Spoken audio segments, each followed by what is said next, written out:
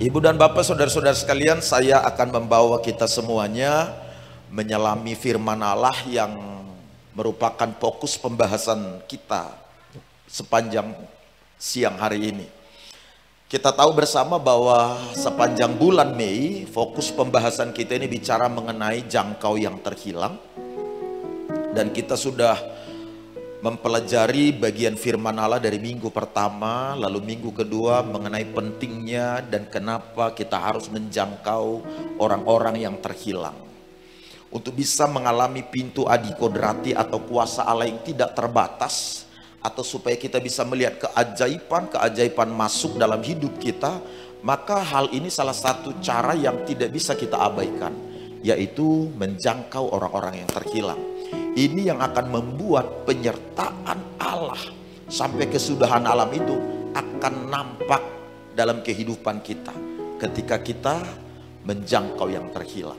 Nah, untuk itu saudara, kita lihat dulu kitab suci kita dari Injil Matius pasal 7 ayat 13 sampai 14. Fokus pembahasan ini bicara mengenai buat iblis duduk sendirian di neraka. Seolah-olah menggelitik memang dan menimbulkan pertanyaan kalau menyimak tema ini secara sekilas. Mungkinkah iblis sendirian di neraka dan lain sebagainya akan bergolak di pemikiran kita. Setelah nanti saya menguraikan kebenaran-kebenaran firman ini, nanti saudara sendiri bisa menyimpulkannya. Oleh karena itu Ibu Bapak, kita baca dulu Matius pasal 7 ayat 13 sampai 14, ayat yang juga merupakan teks bacaan kita di minggu yang semalam. Kita membaca dalam hitungan yang ketiga kalau saudara sudah ketemu atau bisa melihat layar yang ada di depan. Matius 7 ayat 13 sampai 14. 1, 2, 3 ya. Masuklah melalui pintu yang sesak itu, karena lebarlah pintu dan luaslah jalan yang menuju kepada kebinasaan, dan banyak orang yang masuk melaluinya. 14. Karena sesaklah pintu dan sempitlah jalan yang menuju kepada kehidupan, dan sedikit orang yang mendapatinya. Katakan amin. Minggu lalu dari ayat Alkitab yang sama yang kita baca pada hari ini, kita telah belajar beberapa hal Ibu Bapak. Salah satunya adalah apa yang disampaikan oleh Yesus Kristus dalam ayat bacaan kita tadi, memberitahukan pada kita semua bahwa neraka itu benar-benar ada. Neraka itu nyata. Neraka itu sungguh sangat mengerikan. Dan berdasarkan keterangan kitab suci di ayat 13 yang kita baca, ada sangat banyak orang sedang berjalan menuju kepada kebinasaan kekal itu. Dengar Ibu Bapak, catatannya adalah yang ngomong ini Yesus. Kalau Yesus yang bicara, tidak ada alasan bagi kita untuk tidak mengamenkan atau meyakininya.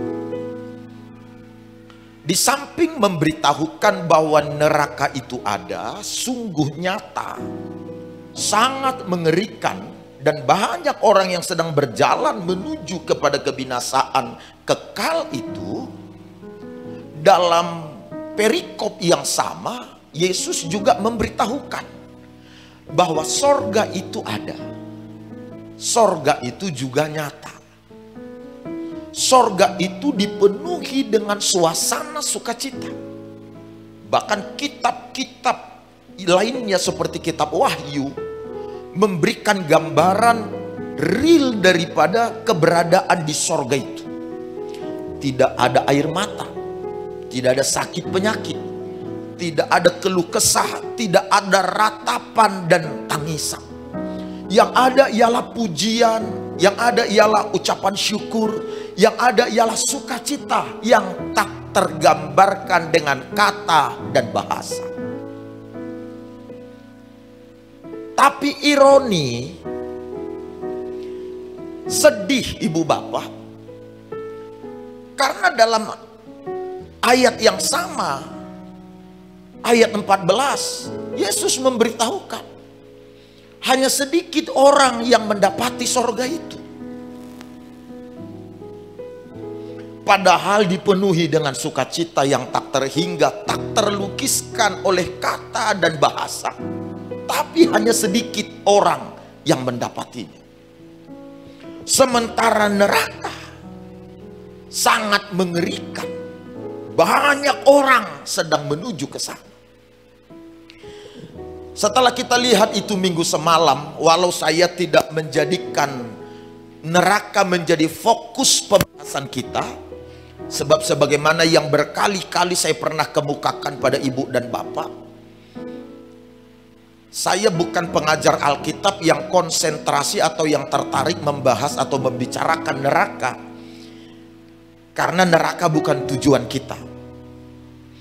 Jadi tidak ada manfaatnya kita mengetahui mengenai seluk-beluk neraka, seperti apa neraka dan bagaimana rasanya di sana dan lain sebagainya, karena toh kita tidak akan ke sana. Dan saya bisa pastikan ibu bapak, neraka itu ada bukan untuk kita. Saya garis bawahi sekali lagi, neraka itu ada sejak dari awal bukan untuk kita manusia. Saya yakin berdasarkan pembelajaran yang saya lakukan dari firman Allah, neraka itu hanya diperuntukkan untuk malaikat yang telah berkhianat yang namanya Lucifer itu. Tapi sayang, ada banyak orang yang terpengaruh atau tergoda dengan malaikat, sang pemimpin penyembahan di sorga pada kala itu, sehingga mulai ada yang ngikutin dan mulai banyak menurut keterangan Yesus. Gini Bapak Ibu, sebelum saya lanjut lebih jauh,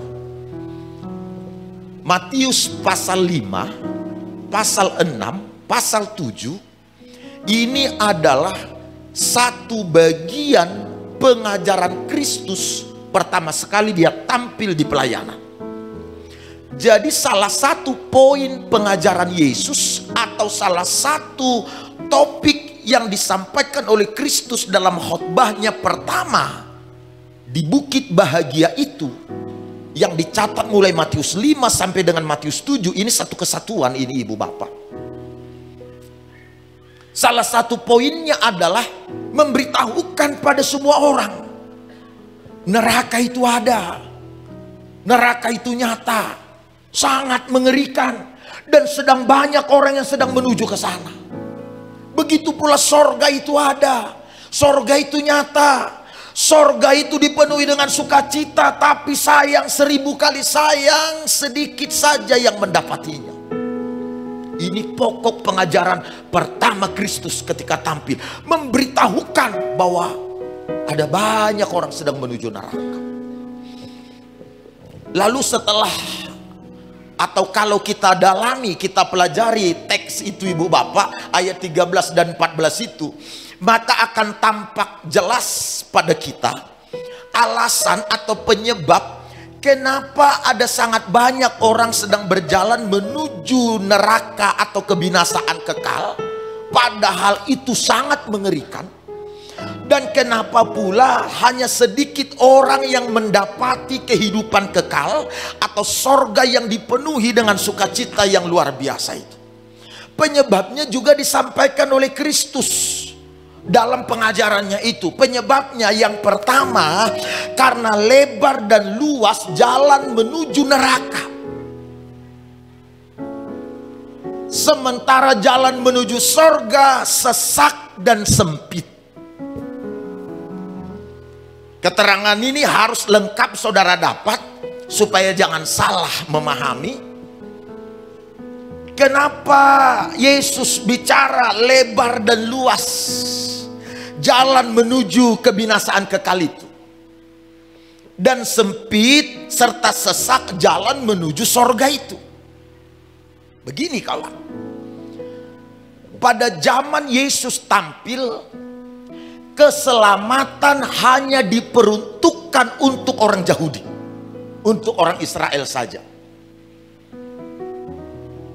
Sekali lagi saya ulang, keselamatan hanya diperuntukkan untuk orang Yahudi atau untuk orang Israel.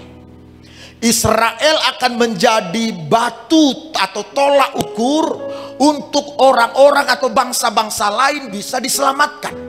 Dengan mereka mempercayai Allah Israel lalu bergabung menjadi Yahudi, menjadi bagian daripada Yahudi, maka mereka turut diselamatkan.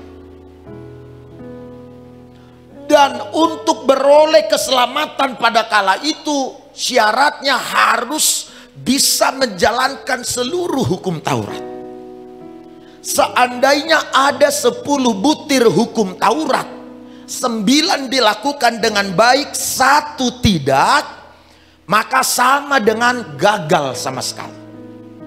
Itu sebabnya Yesus memberitahukan, hanya sedikit orang yang berjalan menuju sorga itu, sebab syaratnya sangat berat, sempit sekali. Kalau diibaratkan dengan pintu atau digambarkan dengan jalan, sesak, sempit, karena harus bisa melakukan hukum Taurat dengan benar, secara utuh dan sempurna pula. Dan kita tahu dari keterangan ayat-ayat Alkitab kita, sepanjang manusia Israel pernah hidup, tak ada seorang pun yang pernah bisa melakukan hukum Taurat dengan baik kecuali hanya Yesus Kristus. Karena itu sempit, sedikit orang yang mendapati. Sementara neraka terbuka lebar, luas, sebab bangsa-bangsa lain tidak beroleh jalan menuju keselamatan kecuali kalau mereka bergabung dengan Yahudi. Maka kita bersyukur kepada Allah. Bersyukur kepada Allah sebab ketika Yesus lihat ada banyak orang yang sedang berjalan menuju neraka, dan hanya sedikit orang yang mendapati sorga karena jalannya sesak dan sempit, lalu Allah meninggalkan sorga. Dia datang dalam rupa manusia yang kita kenal dengan Yesus Kristus. Dia mati di kayu salib, bangkit pada hari ketiga dari kubur. Lalu dengan itu dia berkata, "Akulah jalan, kebenaran, dan hidup. Tidak seorang pun sampai kepada Bapa kalau tidak melalui aku." Dengan kata lain, saya mau bilang, setelah Yesus mati di Kalvari, lalu bangkit pada hari ketiga dari dalam kubur, sejak saat itu jalan menuju sorga yang tadinya sesak dan sempit sekarang terbuka lebar, bahkan menjadi sangat lebar, sangat luas, bahkan jauh lebih luas dari jalan-jalan menuju kebinasaan kekal, neraka yang sangat mengerikan itu. Karena itu Alkitab memberitahukan, siapa yang percaya kepada Yesus tidak akan binasa, melainkan beroleh hidup yang kekal. Yesus bilang begini, ibu bapak, kalimatnya dia ngomong begini, "Akulah jalan, akulah kebenaran, akulah hidup." Karena dia adalah jalan, dia adalah kebenaran, dia adalah hidup. Untuk sampai kepada Bapa harus melalui jalan, bukan? Harus ada jalannya. Dan dialah jalan itu. Tidak ada jalan lain. Yang saya tahu, sekali lagi, yang saya tahu dan yang saya pernah pelajari, sebab kami di sekolah pendeta, kami belajar ilmu-ilmu agama. Semua agama kami pelajari, dan pengajarnya itu adalah memang tokoh-tokoh agama setempat. Sama seperti kalau di universitas agama lain atau di universitas Muhammadiyah, universitas Islamiyah yang mengajar mengenai kristologi atau ilmu yang mempelajari tentang Kristus, itu adalah doktor atau ilmuwan Kristen yang mengajarkan Kristus di sana. Tapi hebatnya, Yesus datang tidak membangun jembatan. Alkitab bilang dia datang membangun jalan. Akulah jalan. Kutanya saudara, kalau seandainya ada jembatan lalu ada jalan, saudara pilih melewati jembatan apa jalan?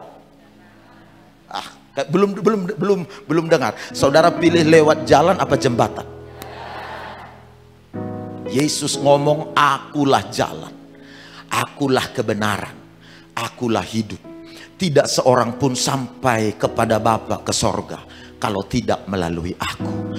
Artinya sejak dia mati di kayu salib dan bangkit, sejak saat itu pintu menuju sorga tidak lagi hanya melalui Israel, pintu menuju sorga tidak lagi melalui melakukan hukum-hukum Taurat yang sangat berat sehingga membuat orang semuanya jatuh. Pintu menuju sorga sekarang terbuka dalam bentuk jalan yang sangat besar, jalan yang sangat luas. Oleh sebab itu setiap suku, setiap kaum, setiap bangsa dan bahasa bisa masuk di sana. Dan inilah yang menjadikan saya yakin bahwa kita bisa membuat iblis duduk sendirian di neraka, karena sekarang pintu sorga terbuka sangat lebar dan sangat luas. Mari kita lihat seperti apa Yesus menggambarkan sorga di masa depan. Wahyu 7 ayat 9. Coba lihat. Ini keterangan Allah mengenai sorga yang nantinya kita akan ada di situ itu. Saya membukakan ini ingin meyakinkan saudara atau supaya terkonfirmasi bahwa jalan menuju sorga itu benar-benar sudah sangat luas. Tidak lagi sesak dan sempit seperti yang dikemukakan di dalam Matius 7 ayat 13 dan 14. Sebab Yesus sudah mati dan sudah bangkit, dan dia sudah menjadi jalan. Sehingga sekarang pintu menuju sorga itu terbuka lebar dan luas. Coba kita baca Wahyu 7 ayat 9. Kita baca sama-sama. 1, 2, 3 ya.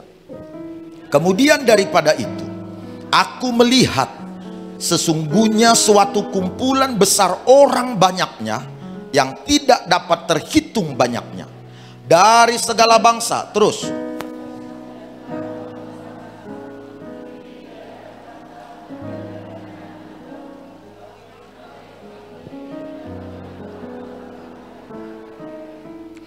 perhatikan ibu bapak, yang dicatat dalam Wahyu 7 ayat 9 ini adalah pemberitahuan. Namanya saja wahyu. Wahyu itu artinya ilham.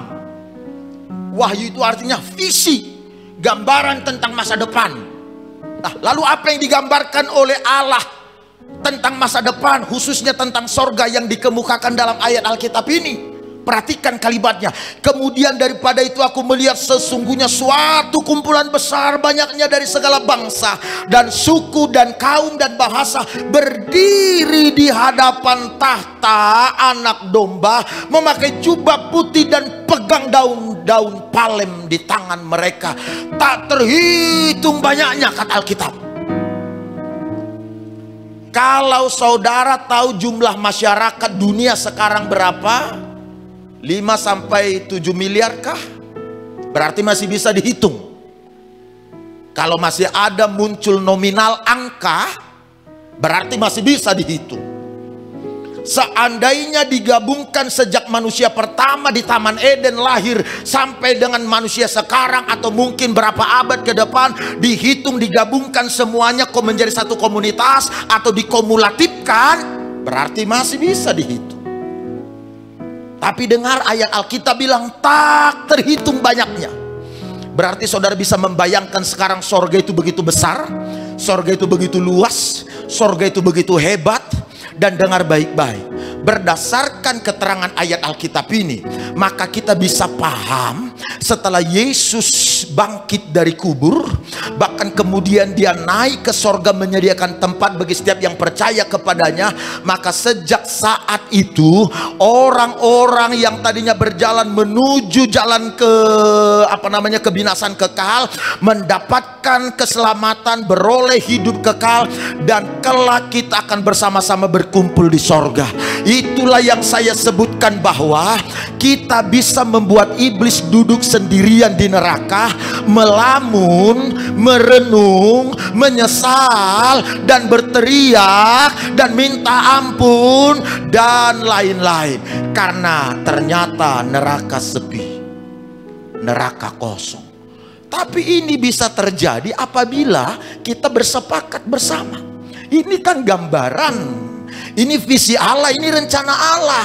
Saya yakin rencana Allah memang tidak mungkin gagal dan tidak akan pernah gagal, ibu bapak. Rencana Allah, sorga itu akan penuh dengan semua suku, kaum, bangsa, dan bahasa, sebab dia telah membuka jalan yang sangat lebar. Saya suka mengulang-ulang ini, ibu bapak. Waktu saya kecil dan mungkin waktu saudara kecil sering atau akrab dengan nyanyian sekolah minggu yang diajarkan sama guru-guru sekolah minggu kita itu.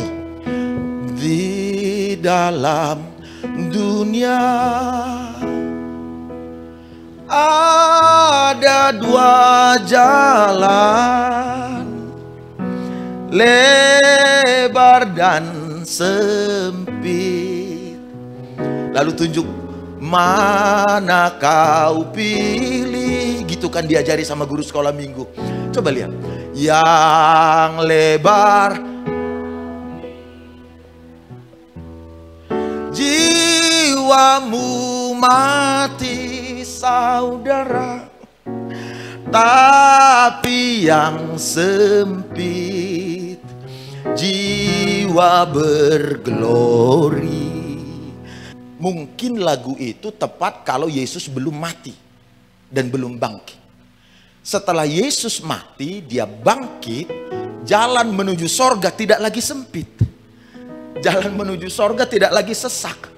Jalan menuju sorga sudah terbuka lebar, terbuka luas. Siapa yang percaya kepadanya tidak binasa, melainkan beroleh hidup yang kekal. Bayangkan, hanya dengan menaruh iman dan percaya padanya, beroleh hidup kekal. Itulah sebabnya saudara-saudara sekalian, Yesus dalam Markus pasal 16 ayat 15 memberikan instruksi pada kita semua. Apa instruksinya?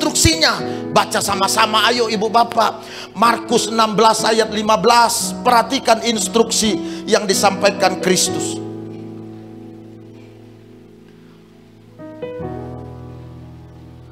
Markus 16 ayat 15. 1, 2, 3 ya.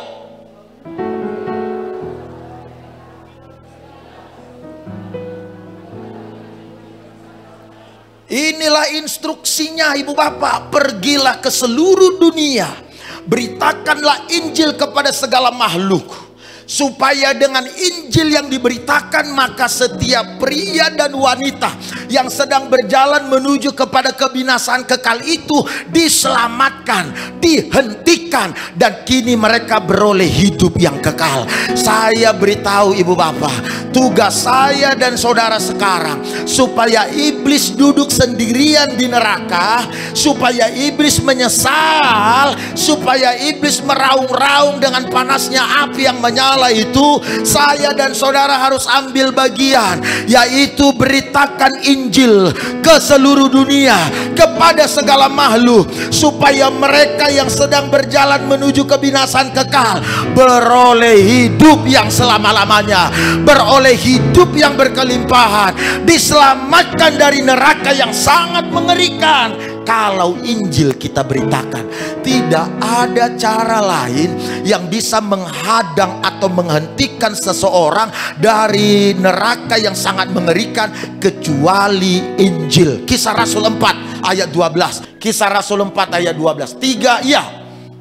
Dan keselamatan tidak ada di dalam siapapun juga selain di dalam Dia, sebab di bawah kolong langit ini tidak ada nama lain yang diberikan kepada manusia yang olehnya dapat diselamatkan. Yang ngerti katakan amin. Di bawah kolong langit ini tidak ada nama yang kepadanya dia bisa atau kita bisa diselamatkan. Tidak ada nama yang kepadanya diberikan yang olehnya kita bisa diselamatkan kecuali hanya nama Yesus. Tepuk tangan bagi nama ini. Sekali lagi tepuk tangan yang baik bagi nama ini. Hanya nama Yesus. Nama inilah yang harus diberitakan. Nama inilah yang harus dibicarakan. Nama ini yang harus disampaikan. Kalau saudara mengasihi keluarga saudara yang belum dalam iman pada Kristus, bawalah nama ini ke sana. Itulah bukti nyata saudara mengasihi dia. Kalau saudara berikan uang, itu adalah kasih yang sementara, kasih yang pada umumnya manusia lakukan. Kalau saudara dampingi, saudara hadir, saudara bantu, itu adalah pertolongan yang pada umumnya diberikan dan diberlakukan pada semua umat manusia dan oleh semua umat manusia. Tapi kasih yang sejati, kasih yang sesungguhnya, kalau saudara tawarkan nama Yesus. Bayangkanlah ibu bapak begini. Saudara tahu sekarang dari Alkitab, neraka itu ada. Neraka itu nyata dan sangat mengerikan. lalu saudara punya bagian atau anggota keluarga. Kalau dia tidak beriman pada Kristus, itu bisa dipastikan dia sedang berjalan menuju kebinasaan kekal. Kalau saudara mengasihi dia, bagaimanalah saudara bisa membayangkan kalau kelak selama-lamanya dia akan ada di neraka kekal itu. Sementara kesempatan ada, lalu saudara berdiam diri dan tidak berbuat apa-apa pada orang itu. Minimal saudara lakukan bagian saudara. Sekali lagi, minimal saudara lakukan bagian saudara. Layani dia, bicarakan Injil, bicarakan nama Yesus, perlihatkan buah-buah sesuai dengan iman Kristen. Itu yang akan membuat dia menerima keselamatan. Itulah standar kasih sejati kita pada keluarga kita, pada teman kita, pada mereka. Karena itu ibu bapak, sekali lagi, hanya nama Yesus. Kalau saudara beritakan, saudara bicarakan, saudara sampaikan, itu yang akan mencegah orang-orang berjalan menuju kebinasaan kekal dan beralih kepada kehidupan kekal. Saya bisa pastikan sama saudara sekarang, kalau saudara taruh iman dan percaya pada Yesus, maka saudara akan bersama-sama dengan Yesus di sorga. Sebab dalam Yohanes pasal 14 ayat 1, 2, 3 dia ngomong, jangan gelisah hatimu. Sebab di tempat di mana aku berada, kamu pun akan berada. Yesus tidak cuma menyertai kita selama ada di alam semesta, tapi dia juga akan membawa kita di tempat di mana dia berada. Yesus datang dari sorga. Kalau seandainya Yesus ini bukan berasal dari sorga, tolong dengar baik-baik kawan. Kalau seandainya Yesus ini bukan pribadi yang berasal dari sorga, sebutlah dia mati dan bangkit, lalu kemudian dia bicarakan keselamatan, dia bicarakan bahwa dia tahu jalan keselamatan, kita masih bisa mempertanyakannya.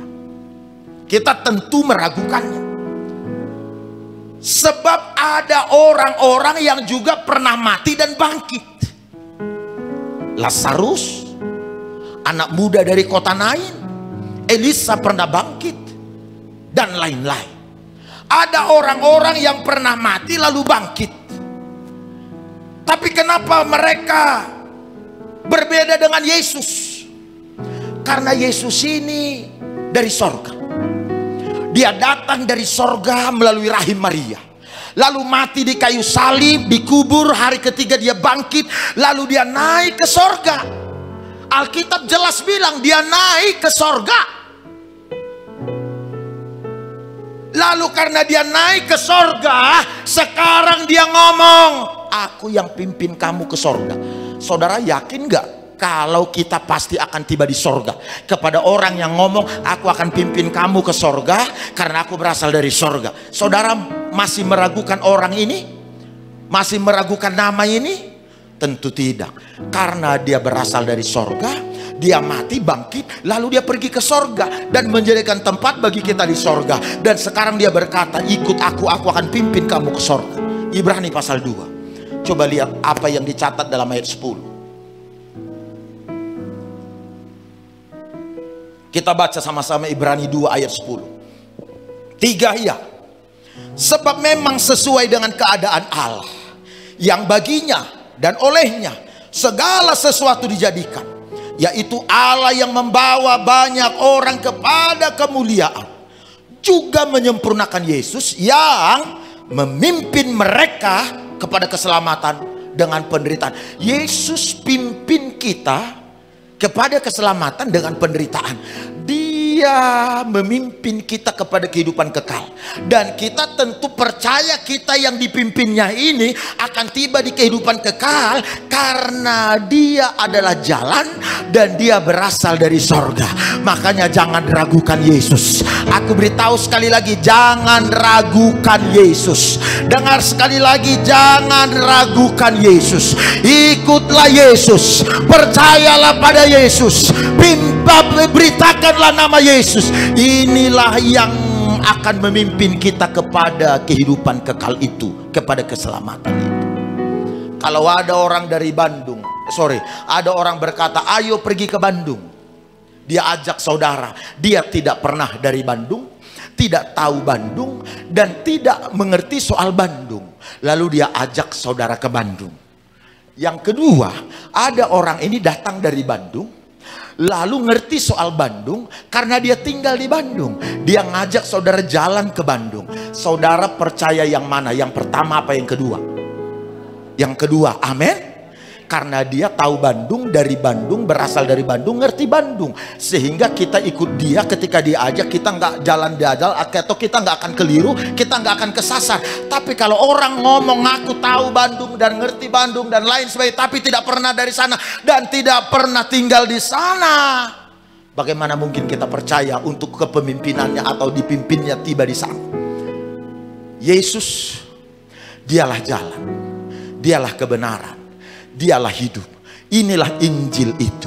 Sampaikanlah ini kepada tetangga, sampaikanlah ini pada keluarga, sampaikanlah ini pada teman, sampaikanlah ini kepada banyak orang. Kalau kita mengasihi mereka, inilah inti dari pembicaraan. Dari semua upaya yang saudara lakukan, dari semua pertolongan yang saudara lakukan, dari semua hal baik yang saudara lakukan pada mereka, semua harus bermuara, semua harus tiba pada tujuan akhir. Tujuan akhirnya adalah supaya saudara bisa bicarakan Injil pada orang itu. Yang ngerti, tepuk tangan bagi Tuhan Yesus. Itu yang dilakukan Yesus, ibu bapak. Dia mengajar, dia bicara tentang kerajaan Allah, dia bicara tentang mujizat, dia lakukan keajaiban. Mulai Markus pasal 1, Markus pasal 2, pasal 3, pasal 4. Lihat pasal demi pasal kitab suci itu. Dia lakukan mujizat, dia lakukan keajaiban, dia lakukan kesembuhan, dia ngajar tentang kerajaan Allah, dia pulihkan persekutuan dan hubungan-hubungan. Semua itu ternyata dilakukan Kristus untuk satu tujuan, yaitu Markus 16 ayat 15, pergilah ke seluruh dunia, beritakan Injil. Ternyata ternyata begini, setelah kita percaya, setelah kita mendengar pengajaran firman yang hebat, mengalami pengalaman rohani yang hebat di ruang doa, melihat keajaiban, sembuh dari sakit, kita tak boleh berhenti di titik itu, Bapak Ibu. Itu belum segalanya. Setelah kita mengalami keajaiban, mengalami mujizat, mengalami pengajaran yang membangun iman, tidak boleh puas di situ. Yang harus kita lakukan adalah itu semua mempersiapkan kita untuk satu instruksi. Hanya satu instruksi. Pergilah ke seluruh dunia, beritakan Injil pada segala makhluk.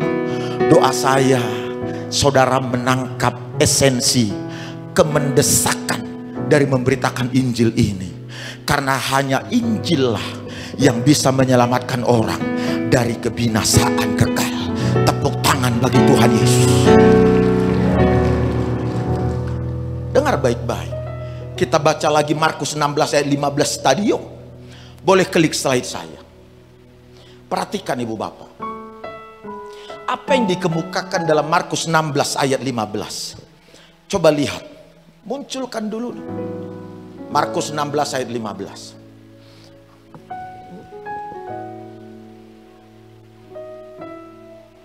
Kita baca sama-sama yuk. 1, 2, 3, iya.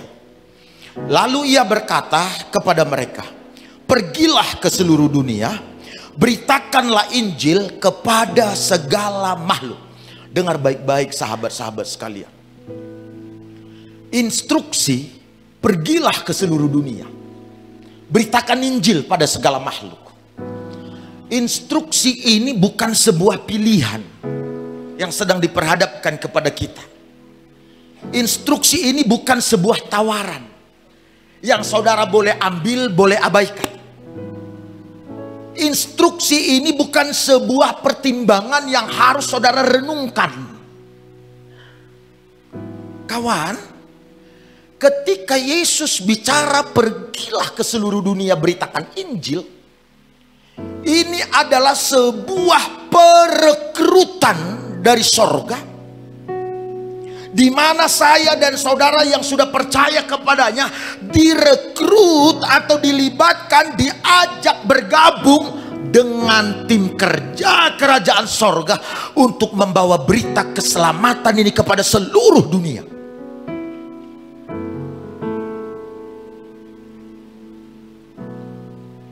Itu sebabnya ini tidak pilihan. Kita tidak bisa bilang, oh ya saya tertarik, oh ya saya ada waktu, oh ya saya bisa, oh ya saya suka itu, oh ya saya nggak bisa. Nggak, ini bukan pilihan. Ini bukan pertimbangan. Ini perekrutan. Kita sedang direkrut supaya kita terlibat membawa nama Yesus ini kepada seluruh makhluk. Dan dengar kawan, perekrutan ini untuk satu tugas yang mulia. Kita direkrut ini untuk satu tugas yang sangat luar biasa, yang sangat khusus, yang malaikat saja pun tidak diberi mandat untuk ini.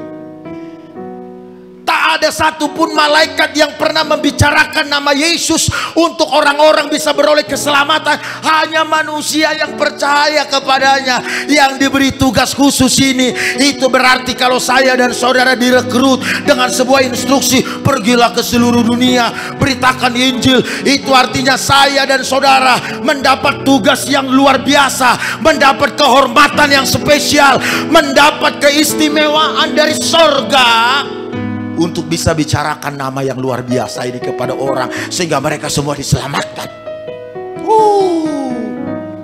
Jadi hebatnya ibu bapak saudara, tugas ini tanpa alternatif, tanpa ada plan A, plan B, atau rencana 1, rencana 2. Gak ada. Kita hanya diminta pergi beritakan Injil, nggak ada rencana. Nanti kalau gagal, maka kita akan beralih menjadi ini, kita beritakan. Atau kita akan atur lagi siasatnya, begini rencana kerjanya. Enggak. Tugas yang kepadanya kita direkrut beritakan Injil ini, ibu bapak, itu adalah tugas yang tidak mungkin gagal. Kira-kira aku mau bilang begini, kita ini direkrut dalam satu tim, dalam satu tugas yang mana hasilnya sudah tampak jelas. Hasilnya adalah berhasil sepenuhnya, menang atau berkemenangan, dan tidak akan pernah gagal. Kalau seandainya saudara mau bilang, aku mau memberitakan Injil, puji Tuhan. Lalu yang lain bilang, aku nggak mau memberitakan Injil, sudahlah, itu urusan kalian, urusan mereka lah. Saya nggak harus, nggak masalah. Hanya gara-gara saudara tidak mau terlibat bukan berarti Injil akan gagal. Rencana Allah tidak pernah gagal. Ada lagi nyanyian sekolah minggu. Di sorga nanti pakai baju putih, atas kepala bermahkota emas. Haleluya, puji Tuhan sampai selama-lamanya. Yang ini benar ini nyanyian. Karena di sorga pakai baju putih, kepala bermahkota emas. Aku mau beritahu begini, mahkota saudara di sorga nanti ada apa tidak sepenuhnya bergantung pada berapa orang yang kita selamatkan melalui Injil. Saya ulang, berapa orang yang saudara selamatkan melalui Injil, itu yang membuat saudara dapat mahkota, enggak yang lain. Saya ulang sekali lagi, ibu bapak dengar baik. Mahkota kita di sorga. Bayangkanlah begini nih, saudara masuk sorga menghadap Petrus. Petrus nanti asar di sana. Itu kabar terkini yang kudengar. Saya ada jaringan internet wifi-an sama Petrus. Bercanda, bercanda. Jangan dikira ini beneran ya. Saya dapat WhatsApp dari Petrus. Jadi gini, di sorga itu nanti Petrus mungkin asar. Saudara mangkat, mati cepat, sampai di sorga. Ibaratnya, ini gambarannya saja nih, saudara masuk sorga itu seperti baru pulang dari belanja di pasar, atau dari jalan-jalan, atau dari mana lah. Karena sorga itu kan rumah kita, itu rumah kita, itu tempat kita. Jadi kita seperti baru pulang dari satu tempat. Pertanyaan saya, Kalau saudara baru pulang dari satu tempat lalu tidak bawa apa-apa ke rumah saudara, kira-kira saudara bisa menduga seperti apa respon orang yang mengharapkan saudara datang bawa sesuatu itu kan? Kan sudah ada pesannya. Nanti kalau pulang kalau pulang Mi bawa ini ya, bawa ini ya, bawa ini ya, bawa ini ya. Ya. Lalu saudara pulang melenggang kangkung. Istri tadi ekspektasinya saudara akan bawakan dia cincin. Lalu sembari berlutut dia menyerahkannya. Happy birthday honey. Ternyata tidak ada. Anak tadinya berharap si ayah si ibu datang lalu sembari membawakan kemeja atau kaos pemain bola yang menjadi favoritnya. Ternyata zong. Saudaranya bilang, aduh papa sibuk, aduh mama sibuk, aduh gak sempat, sibuk, pusing. Lalu langsung masuk ke kamar tidur. Saudara ngerti seperti apa suasana hati mereka yang mengharapkan sesuatu dari kita itu kan? Bapa di sorga mengharapkan saudara datang ke sorga tidak melenggang, tapi saudara bawa orang-orang daftar nama yang sudah diselamatkan. Keranjang saudara, tas ransel saudara penuh dengan daftar nama jiwa. Saya yakin Petrus Paulus langsung bangkit berdiri. Dia bilang, sudah datang dia. Dia banyak bawa jiwa. Kira-kira gambarannya begitu tuh. Tapi kalau kita datang melenggang, tidak ada, selama 70 tahun kita hidup tak satu jiwa pun kita menangkan. Padahal saudara mengalami pengalaman spiritual dengan Yesus, mengalami banyak hal dengan Yesus, tapi semua hal ajaib, hal hebat itu hanya berhenti pada saudara, tidak saudara bagikan, tidak saudara berikan pada orang lain. Itu namanya kita egois. Kita hidup untuk diri sendiri. Saudara bisa membayangkan seperti apa respon Petrus ketika menyambut saudara. Tapi kalau banyak bawa jiwa, begitu datang langsung dikasih mahkota, selamat datang, welcome my bro, gitu kata Petrus. Aku waktu ke Yerusalem, ini dulu pengalamanku 2012. Jadi di apa itu namanya? Apa sih yang kalau periksa paspor kok jadi lupa sih aku? Imigrasi. Waktu itu di kota Aman. Yaman apa Aman ya? Hah? Pernah dari sana? Waktu itu di kota Yaman ya. Lalu teman-teman saya ada namanya Bambang. Setengah hari dia diperiksa. Masuk karantina Bambang. Ada namanya satu lagi Muhammad apa. Nggak keluar-keluar dia. Begitu saya datang bawa paspor. Dia buka namanya Ruben. Tanggal lahir 7. Bulan 7. Tahun 77. Langsung dia lihat aku. Welcome home my bro. Nah, itu. Dia langsung bilang welcome home my bro. Karena dia tahu Ruben kan anak sulung Yakob. Jadi dia bilang welcome home my bro. Itu karena dia tahu saya orang Yahudi yang merantau dan tersesat lagi pulang kampung. Aku yakin kalau Bapak pergi ke sana agak lambat, Pak. Dari namanya Pipin Fajar. Orang nggak tahu si Ancuri itu apa. Yang langsung diidentifikasi ini nama agak sedikit ekstrim. Nah gitu. Bapak namanya apa? Agak susah itu dalam bahasa Inggris. Karena itu bahasa asli Samosir kan. Baganding tua. Kalau dipanggil bahasa Inggris, begaiding.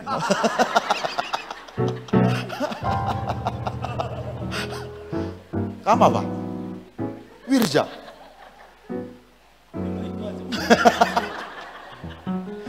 Ini pun kelihatan akan diseleksi ketat.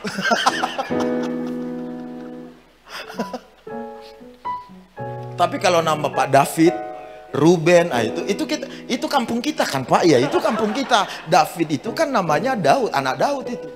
Samuel, ada nama Samuel sini. Itu kampung kita, kameramen. Nah kita pulang kampung tuh. Philadelphia, itu di Turki dikenal, di Israel nggak dikenal kalau Philadelphia, cuma di Turki dikenal itu. Makanya jangan coba-coba masuk Israel bangga bawa nama Philadelphia.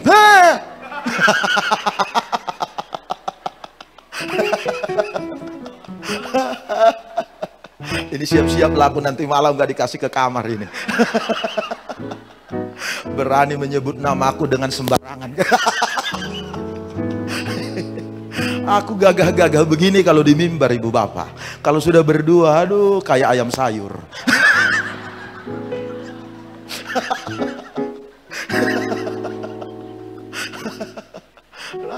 Tapi apa boleh buat, begitulah kalau sudah menikah, iya kan? Makanya gembala yang sejatinya adalah dia. Pemegang tongkat saya, tapi yang mengatur jadwal dia. Jangan itu. Saya bilang siap, salah. Bercanda, I love you mom. Nama ini harus diberitakan. Coba lihat slide saya. Saya mau masuk di slide terakhir, tapi ku selesaikan ini. Kalau sempat slide terakhir hanya sekilas, karena itu penting ibu bapak. Injil nggak pernah gagal. Kita ini direkrut, ditugas di sebuah tugas yang sudah jelas hasilnya, nggak pernah gagal, nggak ada alternatif pak. Makanya saudara mau apa nggak beritakan Injil, nggak masalah buat Allah. Masalahnya nanti buat kita ketika kita meninggalkan dunia ini, apa yang kita bawa? Apa yang kita bawa? Seorang penginjil ternama di Inggris bernama Smith Wigglesworth, dia bilang begini, kisah para rasul ditulis itu karena para rasul itu bertindak. Makanya nama Alkitab kita itu kan kisah para rasul. Sebenarnya ini ya, sebenarnya namanya bukan kisah para rasul itu. Kisah Roh Kudus melalui para rasul, itu sebenarnya. Karena lihat isinya. Mulai dari pasal 1 sampai pasal terakhir semua bicara mengenai Roh Kudus. Roh Kudus, Roh Kudus pakai Paulus, Roh Kudus menuntun Paulus, Roh Kudus memenuhi mereka. Semua bicara mengenai Roh Kudus. Jadi sebenarnya nama itu adalah nama kitab itu yang sebenarnya aslinya namanya Kisah Roh Kudus melalui para rasul. Tapi karena kita suka singkat-singkat, akhirnya langsung Kisah para rasul. Ya sama kan begitu. Dunia modern sekarang ini suka singkat-singkat. Nama disingkat-singkat. Kalimat panjang pun disingkat-singkat. Makanya sering jadi multi tafsir kalau baca WhatsApp itu. Pergi, PGI. Cuma diketik PGI, pergi. Kita mengira itu persekutuan gereja-gereja Indonesia. Rupanya pergi maksudnya. Nah, disingkat-singkat. Nah, itu kita di Indonesia itu begitu. Apalagi yang sedang tren sekarang itu stay, tahu juga ya, kayaknya berteman kita di TikTok, followers. Nanti para followers langsung japri saya kirim hadiah. Hadiahnya 1 buah kitab perjanjian lama dan perjanjian baru. Harus dibaca selesai. Coba. Jadi sebenarnya para rasul ini namanya dicatat dalam kitab. Saudara tahu karena apa itu? Petrus, semua namanya dicatat karena mereka memberitakan Injil. Mereka mengkhotbahkan Injil, namanya dicatat sehingga disebut kitab kisah para rasul, yang sebenarnya kisah Roh Kudus melalui Rasul Petrus, kisah Roh Kudus dalam diri Paulus, kisah Roh Kudus dalam diri Timoteus, dan seterusnya dan seterusnya.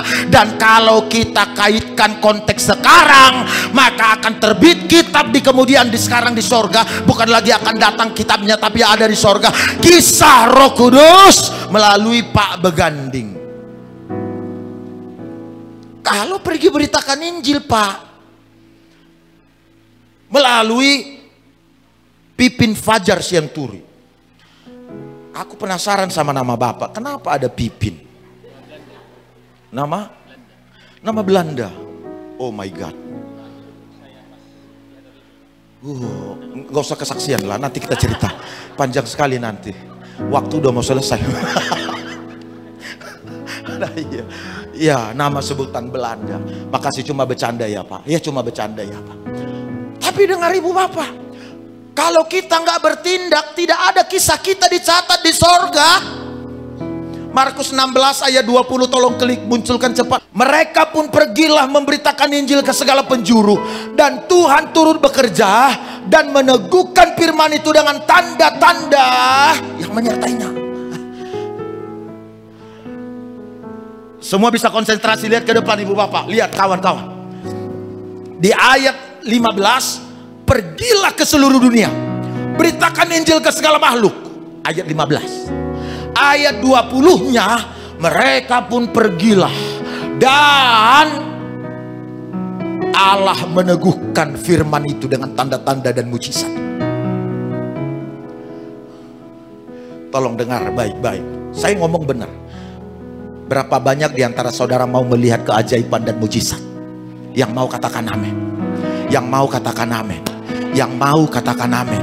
Tolong dengar, kuncinya yang paling sederhana dan yang tidak akan terbantahkan teori ini, pergilah beritakan Injil.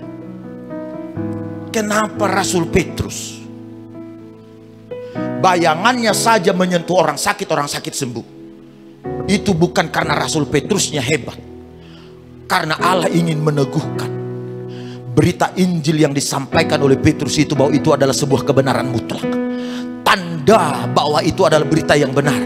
Maka mujizat menyertai, sehingga semua yang mendengar berita yang disampaikan Petrus percaya dan yakin bahwa Injil yang disampaikan adalah kebenaran. Apa yang membuat kita bisa membedakan Injil ini benar, Injil ini tidak? Paulus ngomong begini, jangan percaya pada semua Injil. Berarti ada banyak Injil loh. Ada banyak Injil. Ada orang memberitakan Injil demi nama, ada orang beritakan Injil demi upah, ada orang beritakan Injil yang namanya Injil palsu, ada orang memberitakan Injil yang macam-macam. Tapi Paulus bilang dalam Galatia pasal 1, celakalah aku apabila aku memberitakan Injil yang berbeda dari yang sebenarnya, di mana nama Yesus adalah Tuhan diberitakan. Paulus karena memberitakan nama Yesus, sapu tangan. Ada sapu tangan Bang Wir. Sapu tangan Paulus dioleskan kepada orang sakit sembuh. Bukankah itu tanda yang meneguhkan berita yang disampaikan Paulus? Makanya kalau saudara mau mengalami mujizat Pak, Bu, aduh, gimana aku bilang ya, boleh nggak aku ngomong begini ya? Yuk sesekali kita berhenti minta mujizat.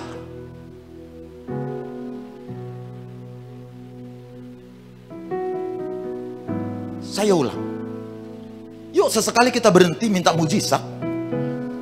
Dalam doa saudara, mintalah keberanian memberitakan Injil, maka mujizat akan datang, maka mujizat akan terjadi, maka mujizat akan tampak. Sebab itu terjadi secara alamiah, itu terjadi secara otomatis. Kata Alkitab, Allah akan meneguhkan berita Injil yang kita sampaikan dengan tanda-tanda mujizat. Slide-ku tadi, coba lihat. Saya mau ke sini Ibu Bapak. Injil gak pernah gagal. Makanya saya bilang, saudara beritakan apa enggak, gak masalah. Yang rugi kita kelak, gak ada apa-apa, gak ada mahkota di sorga. Ayo, mumpung masih diberi kesempatan, ayo ngomonginlah Injil ke orang lain, ke teman kita, ke sahabat kita. Semua hal baik, semua kesempatan saudara lakukan itu, semua harus memiliki tujuan. Tujuan akhirnya adalah Injil harus diberitakan. Harus itu motivasi semua yang kita lakukan di luar sana, harus berujung kepada Injil harus tersampaikan. Dia terima atau tidak terima, yang penting bagian kita, tanggung jawab kita sebagai tim kerajaan Allah sudah kita jalankan.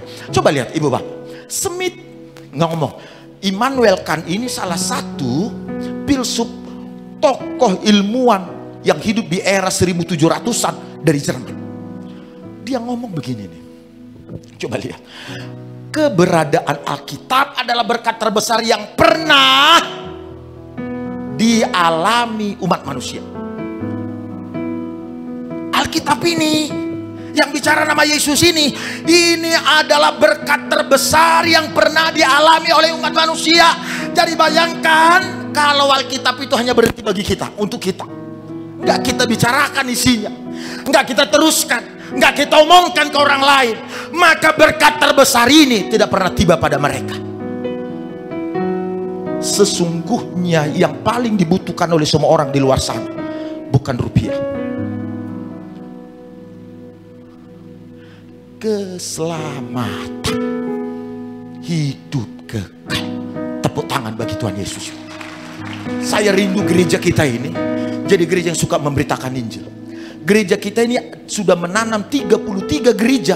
Itu karena kita fokusnya bangun Injil, beritakan Injil, bicarakan Injil. Dalam waktu dekat kita akan resmikan nanti. Saya sudah sampaikan permohonan. Salah satu cabang gereja kita di Munte masuk ke dalam apa namanya? Kutambaru. Udah puluhan orang di sana. Sudah puluhan orang jemaat. Belum lagi nanti ke desa yang lain, ke tempat yang lain. Ayo Bapak Ibu, kalau setiap ada kesempatan beritakan Injil. Ini benar-benar tiba di bagian penghujung. Coba lihat, ini meyakinkan saudara bahwa saudara yang harus menawarkan diri untuk beritakan Injil. Sebab kita ikut apa enggak, lakukan apa enggak, Injil enggak pernah gagal. Itu adalah tugas yang sudah jelas hasilnya, kemenangan dan selesai. Gambaran sorga tadi sudah diungkapkan melalui kitab Wahyu. Coba lihat Ibu Bapak nih, bukti bahwa Injil enggak pernah gagal ini. Coba lihat ya, kebangunan rohani pertama di Kisah Para Rasul pasal 2 ayat 41. Coba baca nanti di situ, di rumah aja baca. Khotbah Petrus, itu pertama sekali Petrus khotbah setelah dipenuhi Roh Kudus. Saudara tahu berapa yang terima Yesus, berapa yang bertobat? Dicatat nominalnya, bilangannya 3.000. 3.000, bukan 3.000, 3.000. Khotbah Petrus. Di pasal 4, khotbah lagi Petrus kedua. Berapa yang terima Yesus? 5.000. Kita lompat ke pasal 19 Kisah Para Rasul. Paulus khotbah. Ketika Paulus khotbah di Kisah Rasul pasal 19, 2 tahun Paulus melayani kota Efesus dan Asia terima Yesus. Para peneliti Alkitab melaporkan, datanya ku baca, kemungkinan jemaat yang dilayani Paulus di Efesus 50.000 lebih. Kemungkinan. Coba lihat, berarti bilangan orang yang terima Yesus, bilangan orang yang diselamatkan makin hari makin banyak, bukan? Bahkan pernah satu kali sejarahnya, Pastor Dohar mungkin tahu, di era Kaisar Agustinus atau siapa ya, aku lupa, dunia pernah menjadi Kristen satu kali itu. Seluruh dunia, seluruh Timur Tengah menjadi pengikut Kristus. Jadi pernah mayoritas Kristen, pernah satu kali di masa Kaisar apa saya lupa, Konstantinopel. Setelah semua menjadi pengikut Kristus, maka muncullah kaisar-kaisar yang lain dan lain sebagainya, mulai marah, iri dan lain sebagainya. Dihabisin orang Kristen, dibakar habis, dijadikan mereka ter yang menyala, kayu api dibakar hidup-hidup, dilempar ke gua singa. Habislah tokoh-tokoh Alkitab, tokoh-tokoh pembicara-pembicara. Gereja pun menjadi gereja bawah tanah. Tapi apakah berhenti kekristenan? Memang sempat masuk masa kegelapan. Aku mau meyakinkan saudara bahwa Injil itu benar-benar firman Allah yang harus dibicarakan Ibu Bapak. Udah begini modelku mengkhotbahkannya, saudara masih nggak yakin, nggak tahu lagi aku bagaimana lagi cara meyakinkan saudara. Coba dengar data-data fakta yang kukemukakan ini. Pernah masuk dalam masa kegelapan, Kristen menjadi minoritas, bergerak di bawah tanah, ibadah tersembunyi diam-diam. Apakah kekristenan habis? Tidak. Kita lompat kepada era kebangunan rohani pertama di tahun 1700. Kebangunan rohani pertama di Amerika. Disitulah orang-orang mulai bangkit. Kepenuhan Roh Kudus dinyatakan, berbahasa roh, tertawa dalam roh, manifestasi jatuhlah didoakan dan lain sebagainya. Jadi itu sejarah Pak Bu, panjang sejarah itu. Dari dulu orang-orang mencoba membenci, membungkam pengajaran Pentakosta, tapi tidak pernah berhenti pengajaran ini karena Roh Kudus memang benar-benar nyata. Roh Kudus itu benar-benar kerja. Lalu kebangunan rohani kedua di Amerika tahun 1800-an. Ratusan ribu orang. Kebangunan rohani ketiga di Azusa Street. Inilah kegerakan karismatik pertama terjadi. Pentakosta terjadi. telawatan Allah, orang doa, beberapa orang akhirnya Amerika dunia mengenal Injil. Tolong dengar di bagian akhir ini. Tahu Bapak Ibu, ini data ini kira-kira kalau sudah kukemukakan, saudara bilang, wah begitu rupanya. Wah begitu rupanya. Dengar kawan, dengar kawan. Semakin kesini, orang-orang melakukan kebangunan rohani selalu dihadiri banyak, dan makin banyak, dan makin banyak, dan makin banyak. Setelah selesai Perang Dunia Kedua, pemimpin kebangunan rohani terbesar di dunia, Billy Graham, telah berkhotbah dalam jumlah puluhan dan ratusan juta orang terima Yesus. Reinhard Bonnke yang baru beberapa waktu lalu meninggal, ini fotonya, dia khotbah. Saudara lihat berapa juta orang itu baru satu kali kampanye. Aku cuma mau bilang begini, Injil gak pernah gagal kawan. Injil gak pernah berhenti. Makanya libatkan diri saudara. Saudara mau terlibat apa enggak ya terserah. Tapi saya mau bilang, mumpung masih ada kesempatan, karena Injil ini kuasa Allah, mari tawarkan diri saudara untuk ambil bagian. Hanya membicarakan Injil kepada orang lain. Kalau saudara cinta keluarga saudara, kalau kita cinta tanah Karo, bicarakan Injil kepada mereka. Yuk kita nyanyi sama-sama. Slide terakhir saya nggak sempat lagi membagikannya.